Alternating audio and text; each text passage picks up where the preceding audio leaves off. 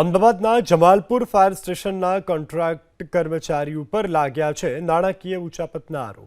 સહાયક પગી તરીકે ફરજ બજાવતા ભૂપેન્દ્રસિંહ ભાટી નામના કર્મચારીએ શબવાહિની, આગ લાગતા સમયે મોકલવામાં આવતી ગાડીઓ અને અન્ય કાર્યક્રમોમાં વપરાશમાં લેવાતા વાહનોના નાણાં વસૂલતો હોવાનો આરોપ લાગ્યો છે. નાણાં લીધા બાદ ખાતામાં જમા ન કરાવ્યા હોવાની ફરિયાદના આધારે વિજિલન્સ વિભાગે તપાસ શરૂ કરી છે.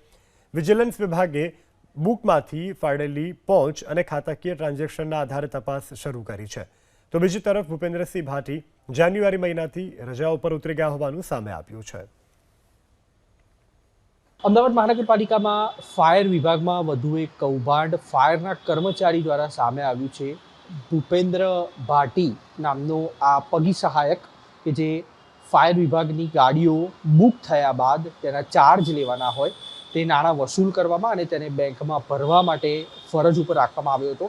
કોન્ટ્રાક્ટ પરનો કર્મચારી હતો અને તેણે લગભગ 2-2.5 વર્ષ પહેલાં કરેલું આ કૌભાંડ છે તેની તપાસ હાલ વિજિલન્સને સોંપવામાં આવી છે.